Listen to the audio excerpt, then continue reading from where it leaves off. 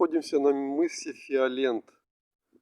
Это рядом с Севастополем, 15 километров. Очень красивый пейзаж здесь.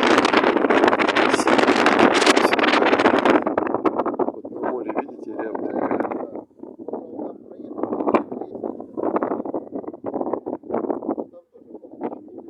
Это место Андрей Первозванный.